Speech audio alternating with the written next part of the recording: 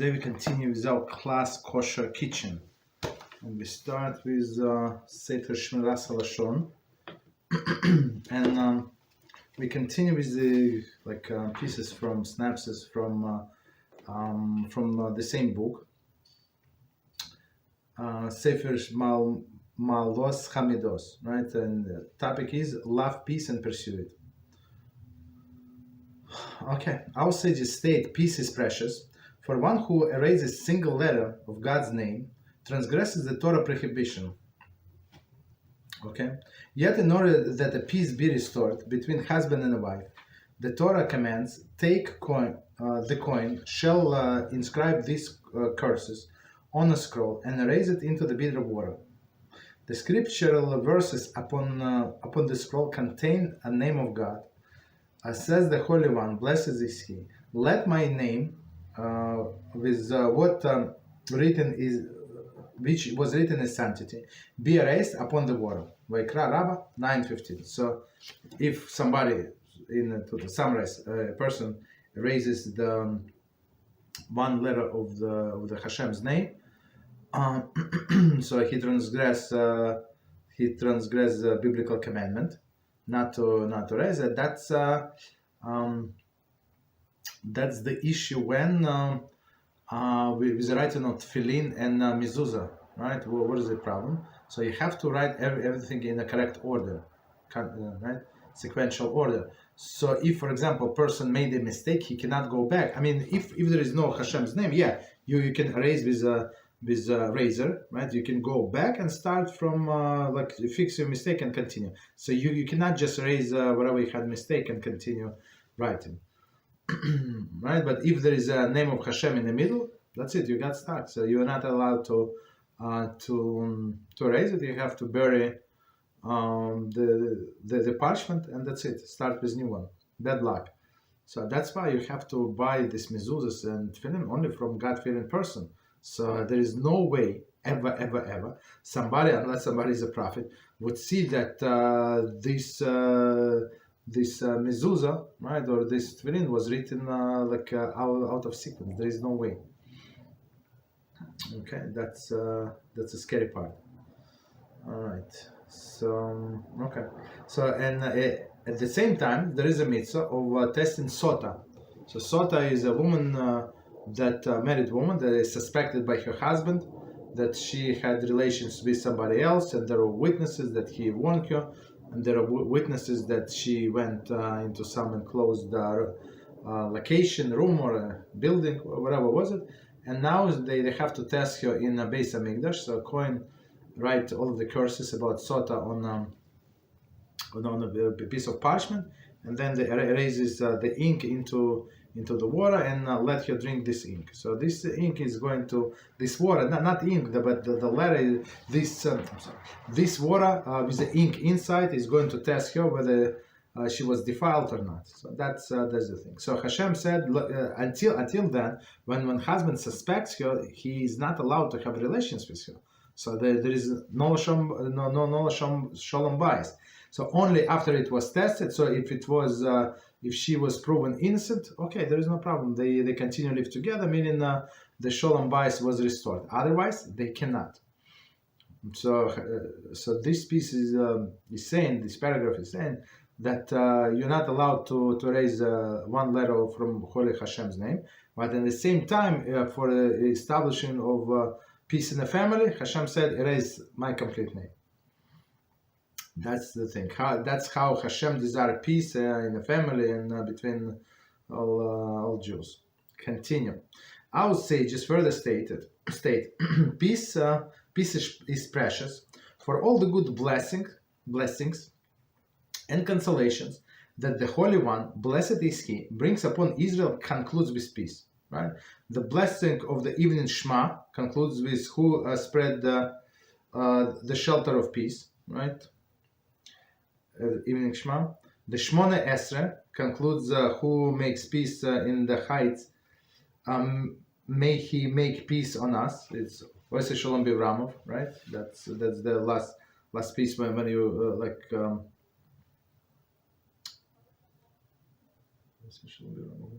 Yeah, when you take in 3 steps back, there's Kas Kohanim, right? When Kohanim blessing us, right? There are 3 blessings, and the same. The last one is a blessing, peace, right? Therefore, my son, be zealous regarding the trait of love, this trait, love, peace, and pursue it. And there is an infinite reward of those who do so. Okay. So, and that's what we have to do. And sometimes you have to answer somebody offended you. Try to just don't answer for a few minutes. Or as we're going to release a video, I think we did not, maybe tomorrow or the day after tomorrow, about how a man changed his wife. That's very interesting. Okay, stop here. Right. So we've started new chapter. It's not even chapter, it's a section, new section. It's chapter 4, but its big section is prohibition of eating Basar v'chalav, right? Meaning what? Basar is a meat and milk combination. So we said milk is kosher. I mean, we're talking about kosher milk, kosher meat. Like separately, there is no problem. Eat, no problem. But combination of them is prohibited. Okay, so we're up to part number 2, and that is again Basar v'chalav. 3 prohibitions. So as we say, Torah said 3 times in Torah in a different context about this prohibition, cooking kid is in his mother's milk. So, and those 3 things, as we said in introduction, actually means 3 separate things, different things, separate. Okay. Basar v'chalav is unique in that it comprises of 3 prohibitions. A, one may not cook the meat and dairy together, right? And nor may one B eat it, so no cannot cook, cannot eat it, and C derive benefit from the meat and dairy that were cooked together. So we spoke a little about it last time, but now we're going to go into details. So one more time, one cannot cook, cannot eat, and cannot derive benefit. Okay, 3 separate things. Number 1, cooking Basar v'chalav. One may not cook meat and dairy together. Instead, one may not even cook meat and dairy in a ben yamo pot or dairy in a ben yamo meat pot. Okay. One who does either of the above transgresses the Torah prohibition Basar v'chalav. Even when one who does not intend to partake of Basar v'chalav may not cook it. One may not cook Basar v'chalav even for a non-Jew. One who cooks a combined kizayis of meat and milk has violated the Torah prohibition and is punishable by Malchus 39 lashes. Okay, so let's do this piece again, and we're going to explain a lot of information. So it says one more time, one may not cook the meat and dairy together. Okay, period. And cooking, as we described before, it's when substance, at least one of them or 2 of them, above the temperature of Yatzel Dasbo. So like Yatzel Dasbo when the hands recoil. So then it's going to cook. Okay. So technically, we said if you put cold cheese on salami, so nothing is going to happen, right? It's not cooking. Okay, but it's different prohibition. Indeed, one may not even cook meat or dairy and cook meat in a dairy ben yamo pot or dairy in dairy in ben yamo meat pot. So ben yamo, just to remind us, is a utensil, a pot in that for example ben yamo meat pot is a pot that was used for cooking meat in the past 24 hours. So of course it's clean, right? Not clean. It's needless to say, but it is clean. But so if it was used for meat, right? And now somebody wants to eat like cooked milk in there, so it's a Torah prohibition. Okay. So just to remind us, and opposite is also true. If in a dairy pot somebody cooks meat, so just to remind us what we were saying before, not the last class, the one before that, we were talking about different topic. It was we were talking about cooking parve food, like pasta or something, potatoes in a milk, in a binyama milk or. Dairy or meat pot. So that's a different story. But here we would, okay, so it was like under some conditions it was permitted, but here it's for sure it's prohibited. One who does either of the above transgresses the Torah prohibition, Basar v'Halav. So it's not rabbinical, it's a Torah prohibition. So again, he cooked meat in a dairy pot that was used in the past 24 hours.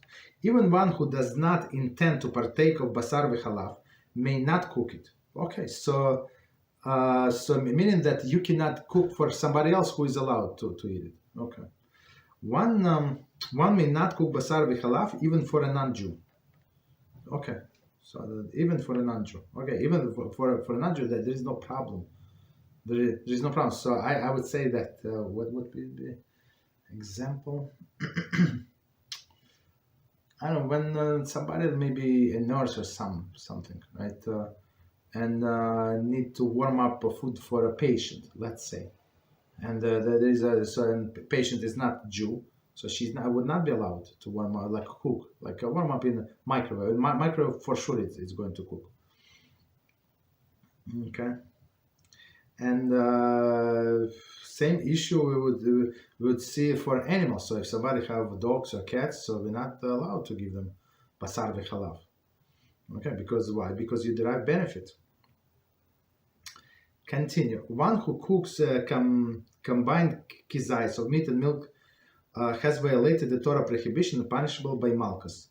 Okay, so of course since we're talking about food. Right, the minimum amount for transgression is kizai. So kizai, we said, is approximately 1 ounce. In grams, it's approximately 28 grams. Right? So only combined, it does not have to be 50-50. Like a combined amount is kizai, so that's already prohibition.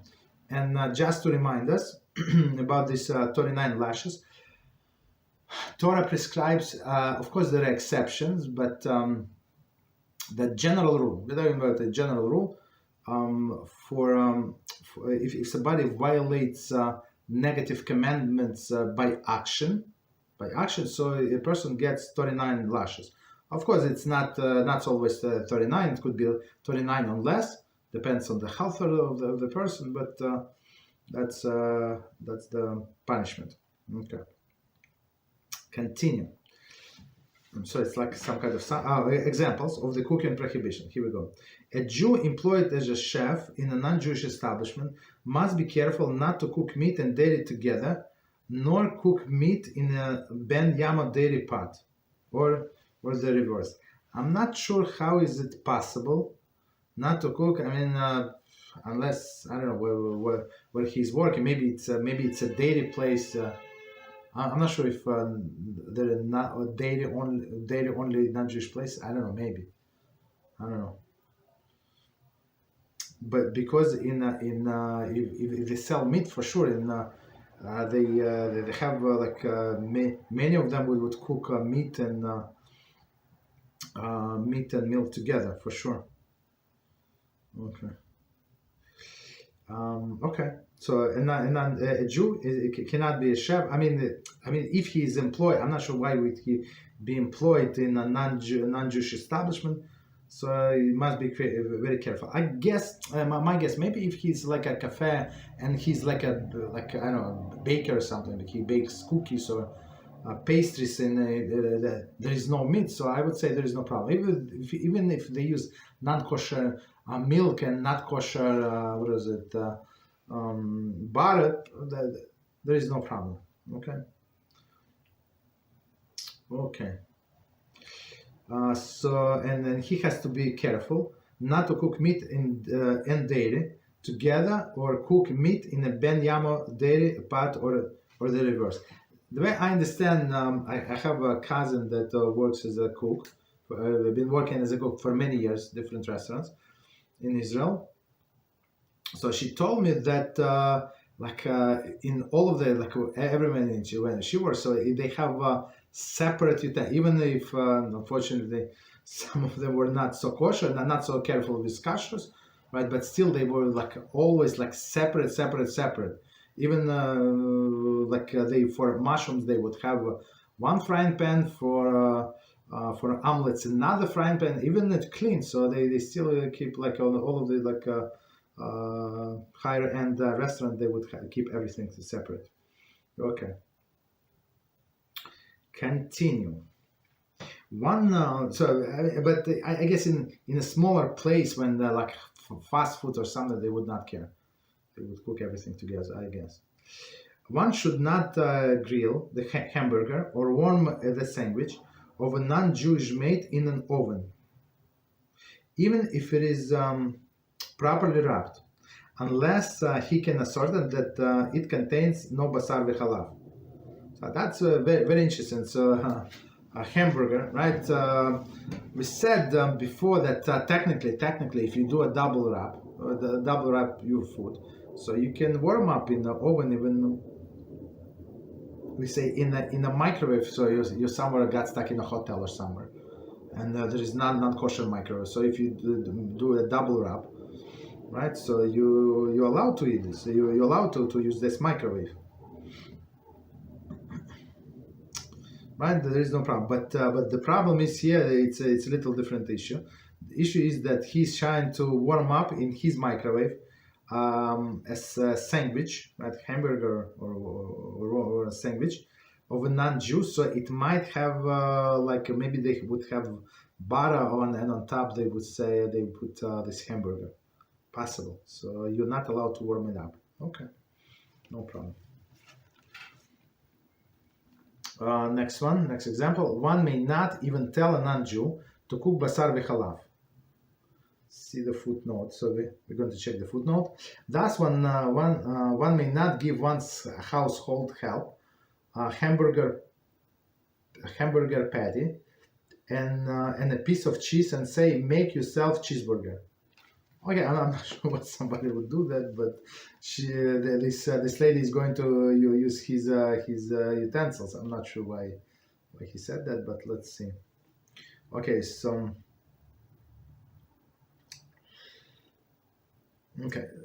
so we have separate prohibition. So let's read this again. There are two very interesting commentary on this episode. So it says that one may not tell a non-Jew to cook basar v'chalav. Okay, so even for themselves, right? Even if you in their house, right? So the prohibition amira la'akum. So amira la'akum, and we're going to learn this in our laws of Shabbos class. Beezrat HaShem, that's the plan. It's a telling non-Jew to do a forbidden act. Applies to basar v'chalav and all prohibitions, as well as to the laws of Shabbos. Okay, so don't tell the non-Jew what is prohibited for you. So in general, okay, if this lady wants to eat, she can eat. It's not forbidden for the non-Jews to eat meat and milk together. There is no prohibition whatsoever. But you cannot tell them. Okay, and there is a special prohibition on Shabbos. So you cannot ask a non-Jew on Shabbos to do something that is forbidden for you. Okay. So for example, you cannot ask a non-Jew to go to the store and buy stuff for you. Absolutely not. Or drive somewhere, or you to ask them to say sorry, I forgot to pick up my medicine from the pharmacy. Could you pick up? It's already paid. Let's say he does not have to pay, your neighbor, right? And he will go in, and he goes on the mall anyway, right? It's not like it's a next door from the store that he's going. Still, we're not allowed to ask them to do it for us. Okay. However, this prohibition is limited to a case where the non-Jew is cooking for the Jew's benefit, or cooking the Jew's meat and milk. Okay, so it's very interesting, right? So he adds the limitation. So non-Jew is cooking for the Jew's benefit. So for Jew's benefit, I guess the Jew wants to make this non-Jew happy, right? So it's like whoever is his benefit, that he does something good for this worker. Okay, so that's a benefit. Or cooking the Jew's meat and milk. I guess for a non-religious people, right? They do not observe these commands, so you cannot ask non-Jew to cook from them, even though they're going to cook anyway. So it's very, very important. So even person is going to do anyway, whatever he's going to do, we should not be a vessel through whom he's going to or she's going to desecrate this or that commandment. That's very important, because we have this rule that HaShem is doing bad things through the bad people and good things through the good people. That's why our Tzacholi Tzaddikim, they don't want to avenge somebody. They don't want to be this tool that brings bad into this world. Okay, let HaShem find in somebody else, basically. Okay. Continue. Forms of cooking that are prohibited. The Torah uses the word bishul, which literally translates as boiling. To avoid confusion, we will employ that word in our discussion. However, many poskim contend that other types of cooking are also included in Torah prohibition of bishul, basar, v'chalav. Many poskim. So bishul is a cooking. So but cooking, I mean, in English when I say cooking, is it always you mean like in the water? I mean, you would say cooking. What's I'm going to cook dinner, let's say, and you can do a barbecue. So it's still going to be like you cooking in some sense. So here in Hebrew, cooking means boiling. Right, when we're discussing wines, right? So we said buy mivushal wine, right? Mivushal meaning that it was cooked wine, right? So, but cooking with wine is literally it's like boiling on close to the boiling point. Okay, but here, I mean, if you have a grill, right, and you have a steak and you put on top, or you have a burger and you put on top of this burger cheese, so there is no water, but of course everybody understands that it's cooking. Okay, so they're going to use the word bishul, no problem. Continue. Broiling, barbecuing, roasting, frying, and baking. Okay, so the difference of the opinion before we continue. So everybody agreed that cooking, meaning boiling, is for sure is a Torah prohibition. And I guess the lenient opinion is that all other cooking may be only forbidden rabbinically, the way I understand. But most of many poskim, it does not have it says most, it says many poskim consider that other forms of cooking also the Torah prohibited. That's so nobody said it is allowed. So the only question it's not allowed on what level? On biblical level, on rabbinical level. That's the only difference. Continue. Broiling, barbecuing, roasting, frying, and baking. Broiling and barbecuing, roasting, and frying and baking are all considered forms of bishul and are prohibited. Okay, that's very clear. So any time of cooking, meaning that you prepare food. Okay, so next point is the Haloshon, the original cooking pot. One who places pieces of cold meat into a pot of hot milk, or pour milk into a pot of the hot meat, even after the pot has been removed from the fire, has violated the Torah prohibition of bishul, basar, v'chalav.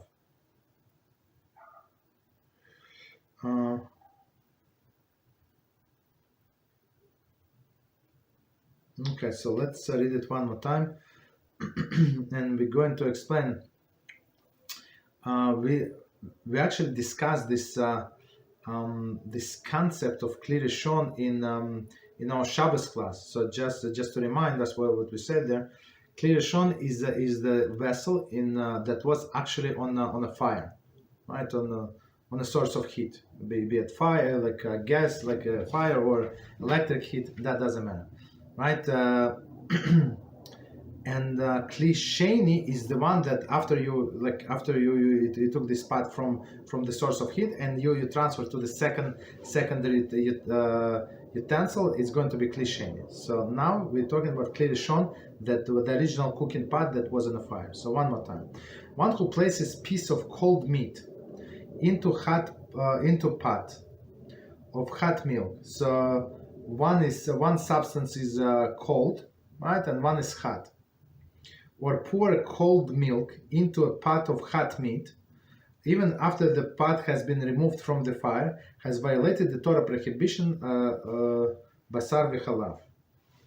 Okay, so in this instance, one substance was very hot. I mean that because it was in Kli Rishon, right? And another it's cold. So was it cold meat or cold milk? Does not make any difference.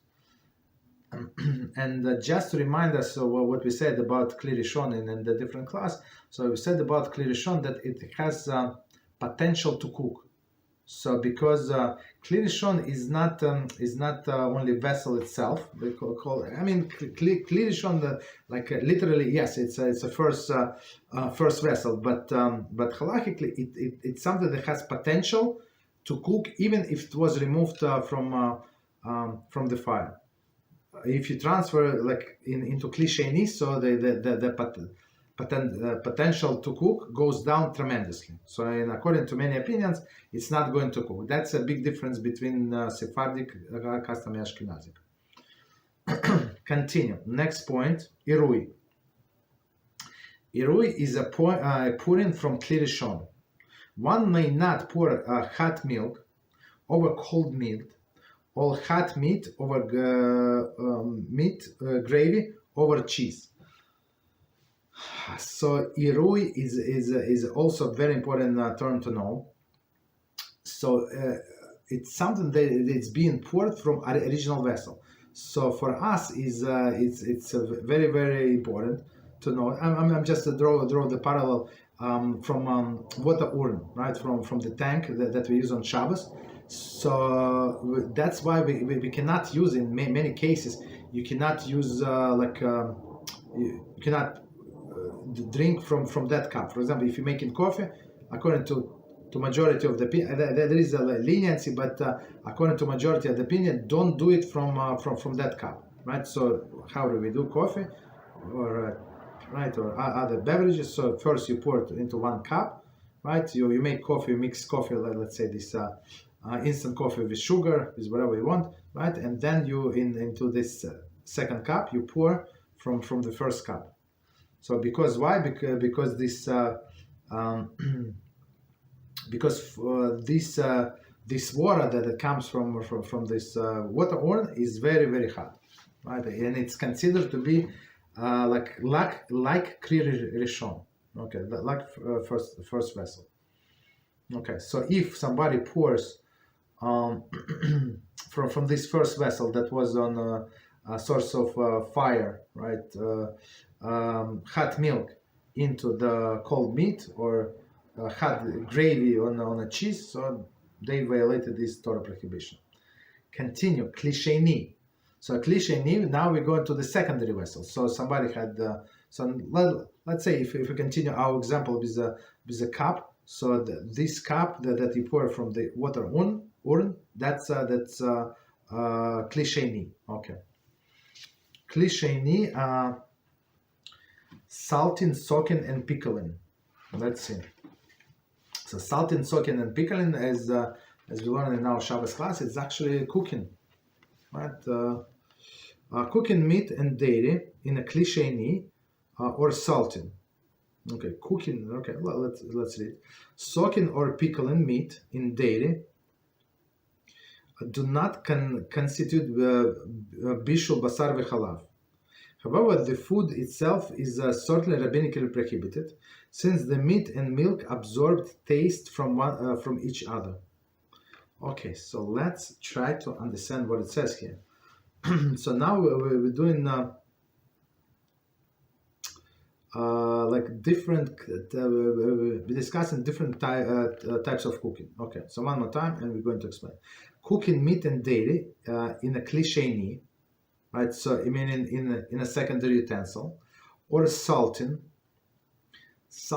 Okay, so salt actually cooks whatever you salt, right? Soaking also absorbs, as we said, soaking for an extended period of time, or pickling a meat in dairy. I'm not sure why somebody would do. I mean, in some custom, I think we had this student from Turkey. So he said that Turkey. I'm not sure. I mean, he was talking about Turkey, but I'm not sure about other people. So they would marinate the shish kebab in yogurt, in milk, and all, like it was their custom. That's how they were doing it, right? And right, and he said, I don't know. So sometimes they just eat like this, because this yogurt, because of the, I don't know, all of this acids, whatever is in yogurt. So it actually cooks the meat, like even in a cold thing. That's what he told me. Okay, it's very interesting. Right, so that's what they're doing. They cook in a secondary utensil. Secondary utensil meaning it's all of the fire. So it's right in, let's say this pot with milk was in one utensil, and they pour the milk into the secondary pot. Right, that's a secondary. That's klisheni. Right, and they added meat there. So of course it is prohibited by only rabbinically. Or salting, right? Salt, as we said, also cooking. Soaking, also cooking. Pickling meat, for sure, in dairy. Right, so that's, I guess, some kind of marinade, right? Dairy marinade, and they use for pickling meat. Okay. It's not considered bishul basar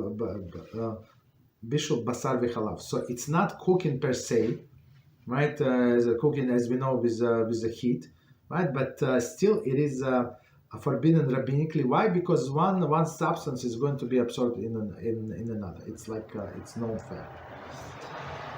Okay. So, any questions on what we said before we continue?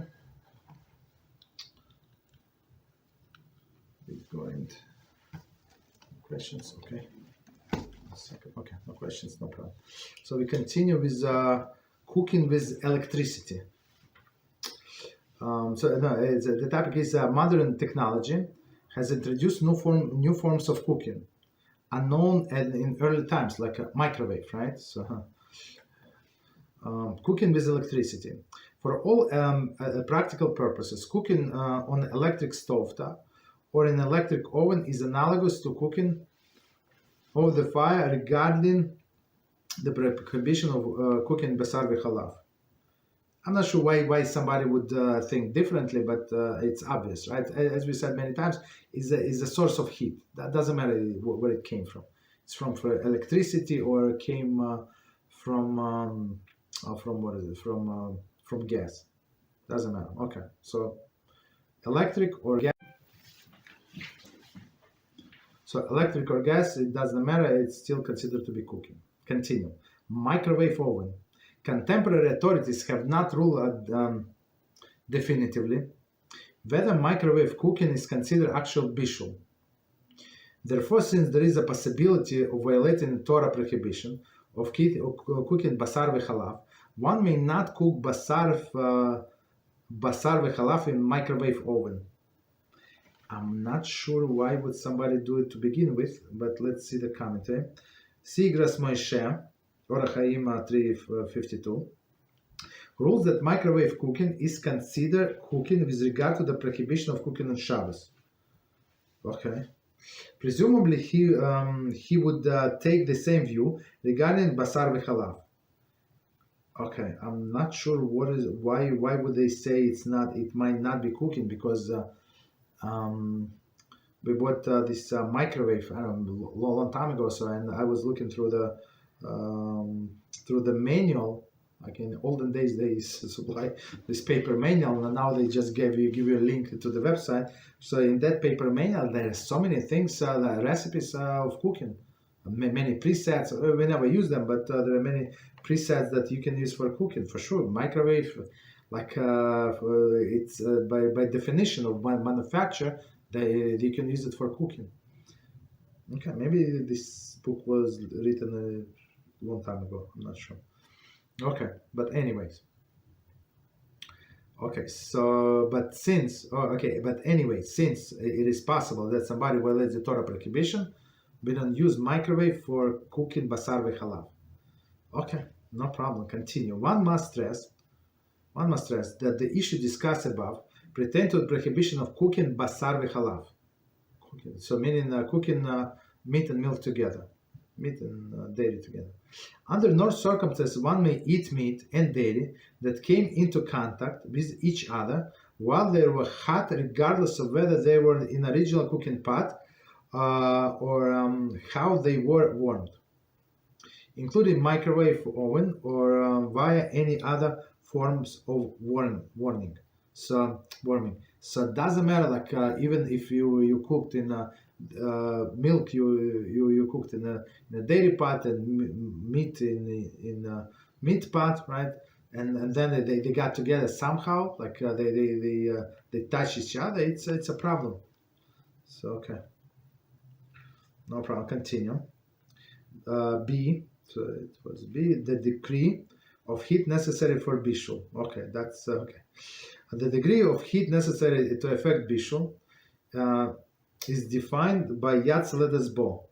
See the chapter 2 for the definition of Yatz Ledas Bo. So Yatz Ledas Bo, again, when you hand recoil. So there are a few opinions, but when you hand recoils, that's what it is.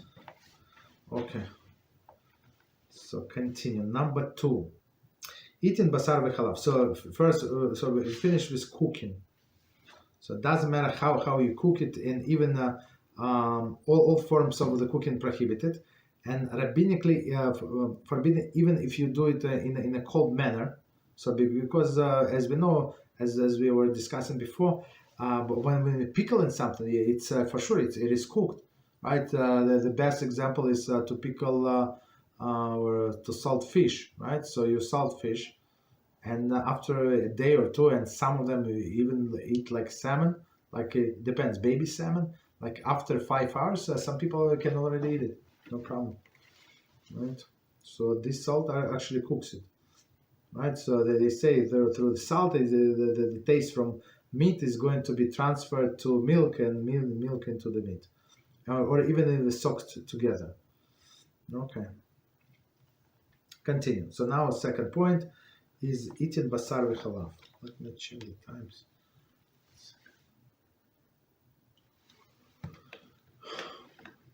One may not eat basar v'chalav.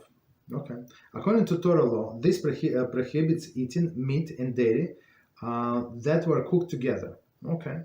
Chazal extend the prohibition of eating basar v'chalav to include meat and dairy that absorb taste from each other in any manner, whether by cooking, soaking, or salting. Okay, so again, the Torah prohibition is cooking mamash, like but in any way through heat. But Chazal said even any transfer of the taste is forbidden. So the best example that's what we start with. We said you're not allowed to cook meat in a non-binyamo dairy pot. That's it, right? So because why? Because the taste of this dairy is going to be absorbed into the meat. So it's that's the prohibition. Continue. Or salting or soaking. Okay. Chazal prohibited even eating meat and milk concurrently, or even consecutively, as will be explained in chapter 5. So it's next chapter. So concurrently together, like a person, like let's say he beat the piece of cheese, right? Swallowed, let's say drank something, and he ate meat right after that. So that's what we're not allowed, right? Or opposite. So we're going to see and we're going to discuss all the different traditions. So the most accepted one is 6 hours, but there are other traditions like to wait between meat and milk. And and there are also several traditions waiting from milk to meat. We're going to discuss next chapter. Okay, third point. Deriving benefit from Basar v'Halav. One may not derive the benefit from Basar v'Halav. Period. Okay.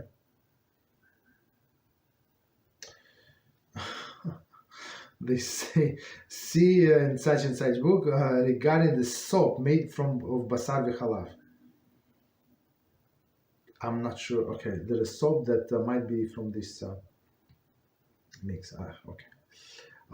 The prohibition of deriving benefit from Basar v'Halav is limited to Basar v'Halav prohibited by Torah law, as defined in section B below.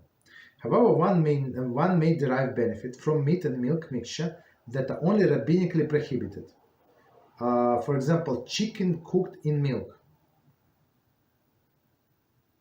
So see Rema and Shach who each reject this the different view of Maharal.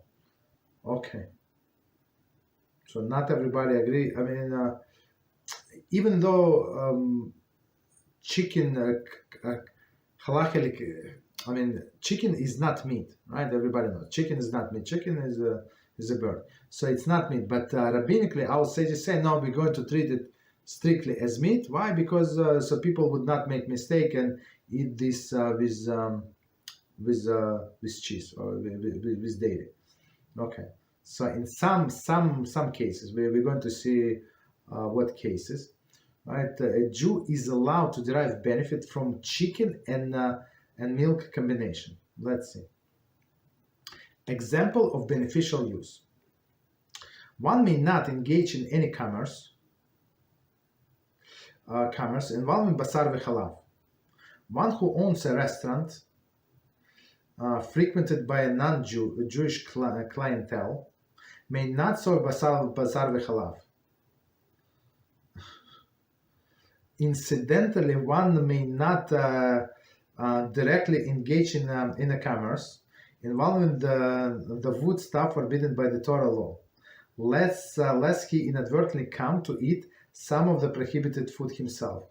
That's very interesting. So, in addition, it may be problematic selling any forbidden food to the public, since non-observant Jews is liable to purchase the food. One must seek rabbinic guidance. Okay, we're going to see what's going on. So let's read it one more time, and we're going to explain. It's very interesting. So, so in some sense, a Jew is not allowed to take to buy the stocks, McDonald's, for example, right, or others. So let's see. So one more time. One may not engage in any commerce involving Basar v'Halav. So commerce not okay. So the thing is that some Jews are involved in wholesaler selling, like Walmart and others. They actually get the stuff from somewhere, and many national brands are supplied by Jews. Right? That's it's very interesting. So how they allowed? I guess my guess is because they have a partner with non-Jew. That's my understanding. One who owns a restaurant frequented by a non-Jewish clientele may not serve Basar v'Halav. So even somebody that have a restaurant, like let's say a semi-kosher restaurant, and it's actually we've been in a hotel like this in Israel. So and it was a nice price, nice hotel, and they were actually from Philadelphia, the couple, right, elderly couple, Baruch HaShem. And when they asked me in the shul where I'm staying, I said, where I said, oh. And the other person said, where are you staying? I mean, local, right? I said, oh. I said, well, what's going on? What's wrong? It's like, what is it, a Rochester? I mean, nice and clean room. I was like, I don't know, in the woods, like a bungalow or something. I said, what is the problem with it? But and then explain. I mean, we never buy the food from hotel. Like, I don't know. It's I mean, okay, whatever. So I mean, if it's supervised, but I asked them, is breakfast included? No, breakfast not included. Okay, no problem. We buy our own breakfast. So these people told me that this couple is actually Jewish, right? And it's well known in the city. But since there are many Jews from all of the Europe stop there, so they cook for them whatever they asked. So unfortunately, so because they want to be nice and friendly. Okay, so very interesting. So you have to do your, I guess, do your research before. But we did not care because we did not eat there. We did not plan to eat there anyway. We bought our own food and that's it. It's very interesting. But some people they say, okay, I have this non-Jewish friends, so not friends, this clientele. There is no problem. So I have a microwave for them. A Jew may say a microwave for them, not in my kitchen, but somewhere in somewhere like close to the counter. Nobody's going to. Everybody knows that not to use this microwave. It's only for Basar v'Chalav, and he wants to warm up for them, which is for them it's not prohibited. So for us it's 100% prohibited. You cannot derive any benefit. So that's one explanation. But second explanation is very interesting. It says, incidentally, one may not directly engage in a commerce involving any food stuff forbidden by the Torah law, lest he inadvertently come to eat some of the prohibited stuff itself. So I guess maybe a bugs broke or something broke. So I mean, it's a period to put it in the garbage, right? So a person wants to try what just to taste what these people eat, and that's it. That's how it starts. In addition, it may be problematic selling any food, forbidden food, to the public, right? To the public, like this wholesaler even, since a non-observant Jew are liable to purchase the food. So in some sense, you put in stumbling block in front of the blind. I mean, I think you can find leniency because this Walmart or whatever this food basics, right? Whatever basic. Publix, right, in Florida, there is Publix, right? So, somebody is going to send them this non-kosher food. So one way or another, it's not like this Jew came, this non-religious came and bought this non-kosher food because of me. No, and another guy, non-Jew would sell them exactly the same food. Okay, so it's very interesting. So, but. Try not to be in that business. Continue. One may not feed the basar v'chalav to dogs, right? As we said, dogs, cats, it doesn't matter. Pets. So let's see quickly commentary. There is a difference of the opinion at Chachmas Adam 462. There is a difference of the opinion among the poskim whether this applies even to dogs that are not his own. Okay, so somebody asked me a question recently. It's very interesting. I'm not going to repeat the question, but I'm going to repeat the answer. Right? So we're not responsible for animals on the street. You're not obligated to feed all of the animals or save the monkeys or save all of the cats, right? We're not responsible for that, right? But that's why in Chachmas Adam, that's my understanding. They say maybe that there is such opinion since there is no benefit. I mean, there is stray dog, right? And you feed it with basar v'chalav mixture. What did you derive? What benefit? I mean, right? So if it's your own dog, yes. So now you derive benefit. So now this dog is going to not going to ask for more food, right? And because it's satiated, right? That's the thing.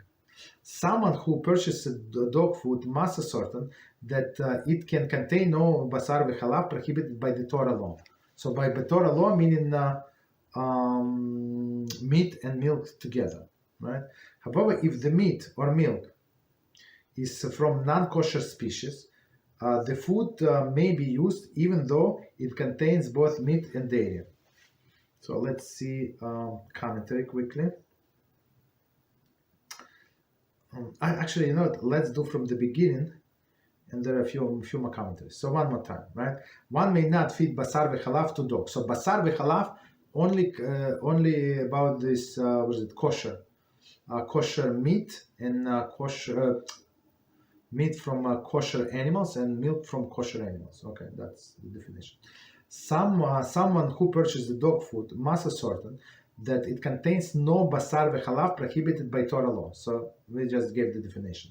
However, if the meat or milk is from a non-kosher species, for example, it's pig, they give different example, or fowl, or it's chicken. However, if the meat is from kosher animal species, it may not be used even if the meat is nivela. So nivela meaning it's not kosher meat. Okay, right? So it's not kosher meat. Not kosher cow and with milk is prohibited, right? But chicken, kosher, not kosher. Of course, it's not kosher chicken. Of course, there is no problem whatsoever with milk. Because it's prohibited only on a rabbinical level, or non-kosher meat, meat from non-kosher animals. I apologize. Meat from non-kosher animals, from pig, there is no problem. Horse, no problem. Right? The food may be used even though it contains both meat and dairy. So meat and dairy combination is forbidden only kosher from kosher species, from milk of kosher species. 28 commentary. See below B3, which states that only kosher meat and milk constitute basar v'chalav according to the Torah law. Okay, exactly as we said. One may derive benefit from rabbinic basar v'chalav. So rabbinic would be chicken, right? Or chicken with milk, right? There is no prohibition of basar v'chalav of non-kosher species. Why? Because they're already forbidden by another prohibition. So I think we said before, maybe not in this class, but I think in this class, so we don't compound prohibition upon the prohibition. So if it's initially prohibited, so it is prohibited forever. So you cannot make something more prohibited. Like, for example, today we had somebody asked me a question about kosher liver, right? So how do you kosher the liver? So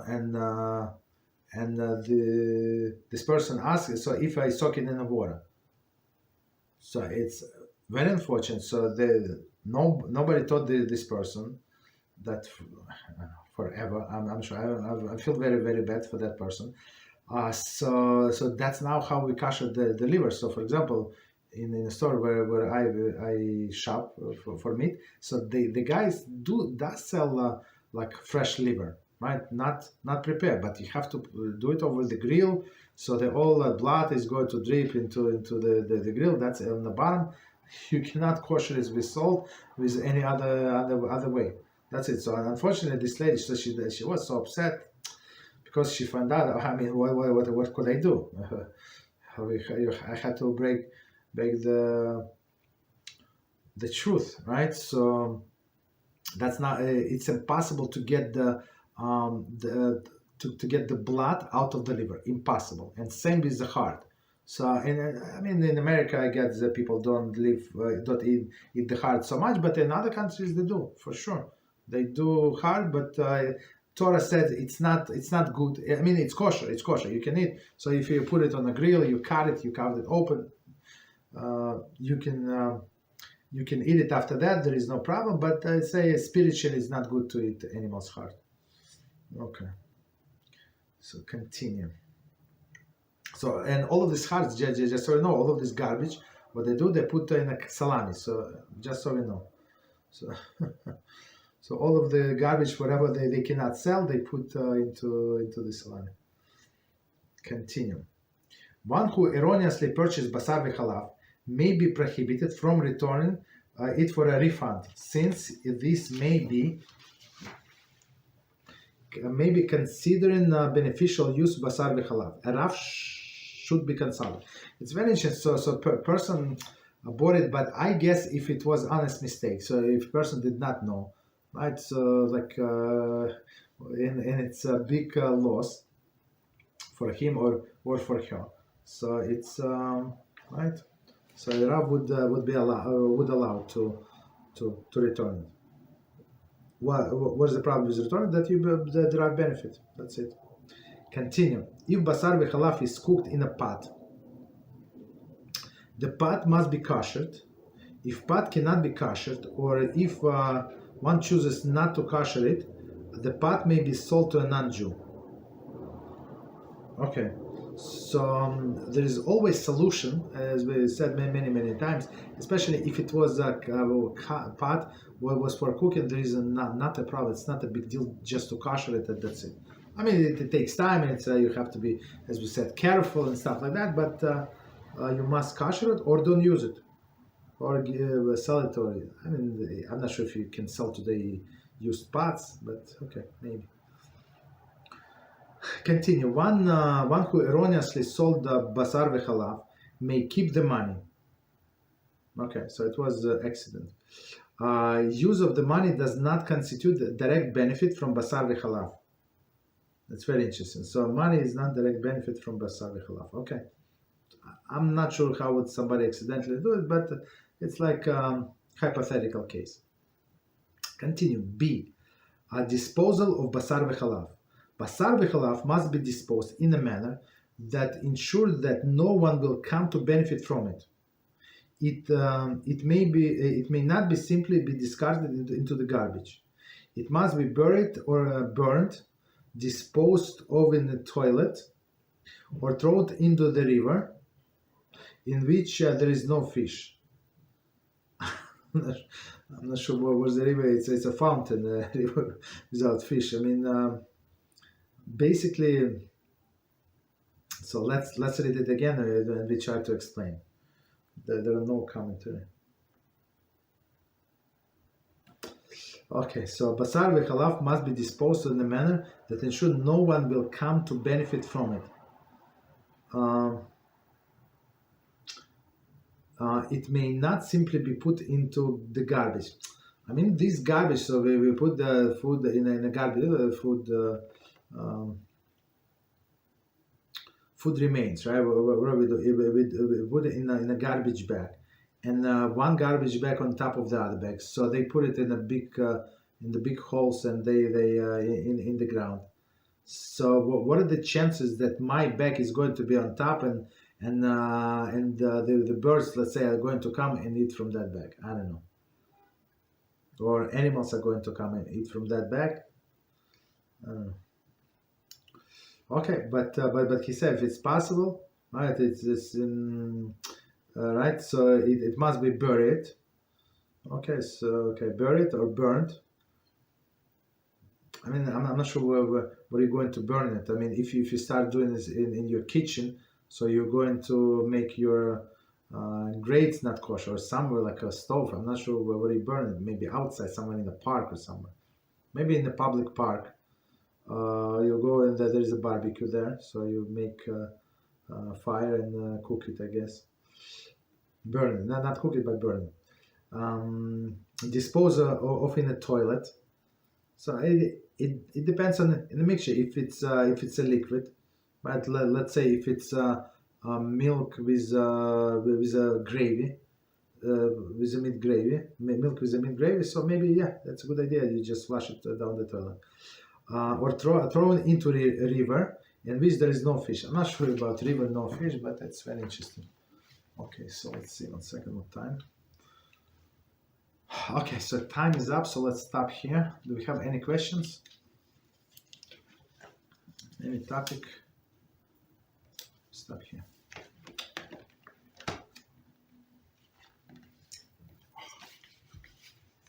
Okay, no questions, no problem. Yeah, go ahead. I had two. You mentioned about dog food, so we'll have to obviously they don't really sell kosher dog food. We'll have to check the ingredients before buying it, right? I would say this ingredient list do not tell you much. I'm not going to tell you much. Yeah. So go, I guess go on Google and or go to OU, orthodoxunion.org, and type there in search kosher food. And I would suggest to everybody, I installed on my phone OU application, and it's search for a kosher food. Understand? So you want whatever you want kosher. Let's say you want to buy something online, right? And online, and you if you type in whatever food you want to buy on Amazon, it's going to give you 14,000 choices. I don't need 14,000 choices. I need like one manufacturer, two manufacturers that do kosher. Right, and sometimes, unfortunately, this in some states in the U.S. They make this law of kosher. Well, what is kosher for them? They put K, letter K. There is no pig. That's for them. It's kosher. And unfortunately, on Amazon and other Walmart, I saw also they would put like in specification they would put kosher, and sometimes they put only people put only one picture like a front or a side, and sometimes it's a blurry picture, so you cannot clearly see the kosher sign. You understand? And some people bought it, so I told them they're allowed to return. Even there is no return, call them and tell them that you said it's kosher, it's not kosher. So, and our customer support actually accepted all the time. They accepted. There is some websites. I love some websites. What is it? What is the website? Webstaurant.com, right? So webstaurant.com. So they have they say kosher, and they scan all of the kashrut certificates. All of the kashrut with a signature. You see the number of the certificate. You can verify online, like on OU or K, right? That's Halachah. So simply go on OU.org and search for kosher dog food, and they're going to tell which kosher or not. Very simple. So again, if it's pig, if it's not cow, there is no problem with milk, right? Or if it's chicken, also no problem. Okay, second question, please. So as far as like yain nesach, like is that forbidden to non-Jews as well because it's involving idolatry? Okay, so you're a little ahead of the game. So it's actually part of our class. We're going to go in yain nesach in soon. I mean, maybe in a month or so. But I'm going to just give summary. So yain nesach is just for everybody to know. So yain nesach is a wine that a non-Jew was thinking to use for libation for idolatry. So that's for idol, libation for idol, right? So meaning if he touched it, right? If he touched this non-cooked wine, so he shaked it, he did whatever, and it was open. The bottle was open, so it's considered yain nesach, and we're not allowed to drink. So how about non-Jews? Are they allowed to drink? I think so. There is no problem whatsoever, because today the one leniency that we can always rely. I mean, the non-Jews can rely, and sometimes Jews can rely in some exceptional circumstances. There is some exception, and we're going to see in this book that today majority of the non-Jews, they are not idol worshippers, right? Okay. What else? Any other questions? Say if the non-Jew shakes it with the cork on, is that considered as open? No, it's close. It's close. And same. So this is one of the places where it says clearly. So if Jew that does not keep Shabbos, let's say he does not know. I mean, he knows, but he has second opinion about Shabbos and stuff like that. So this. So he's considered to be like idol worshiper, mamash, and we're not allowed to to drink from this wine. So this person that you want to get closer, right, to Judaism. So don't make sure you don't have in your house this non-cooked wine, or right, or keep it by your side, and let's say your wife always sits from your right and nobody else is going to touch it. It's between you and your wife, this bottle. Nobody is like leaning over the table. So that's the possibility, right? But even in that case, one Bukharian couple came to me, right? They came to our house and they bought us like there's a Bukharian robe, like Bukharian Jews robe that they wear on the holidays, right? It's like from like Safari, very like it has a lot of gold, like ornament stuff like that, very interesting. So they say like this miniature to cover the bottle. It's very interesting. So it's on the one hand it is decoration, beautiful decoration. On another hand is it's actually has for halachic reasons. So this non-religious Jews would not see the wine through the bottle if it's without cork, as you said, without cork. That's the issue, right? According to Zohar, according to Zohar, so that would be forbidden. They can even spoil this wine, even just by looking at it. That's why many Jews and the owner from the store in Monsey, is Monsey, New York, right? They told me that somehow. I don't remember how it happened. Like we were buying wine before Pesach or something. He said, "I apologize. I don't have like sealed boxes. I ran out of sealed boxes." I said, "That's fine. Give me open box. I mean, the bottles are closed. Like, where's the problem?" He said, no, "You're going to buy open box," and I was shocked. I said, "What is the problem with buying open box?" So he told me many people, not all, but many people, they're trying to be careful. And before, especially for Pesach wine, they buy in a closed like boxes, so these workers in the store would not even see. Even there is no problem whatsoever. It double sealed. It has like a cup, right, the metal cup, and it has the plastic wrap. It's double sealed for sure. There is no problem. But some people try to be very careful for Pesach. Okay, so he apologized. I did not know what he wanted from me. Okay, no problem. Any other questions? Just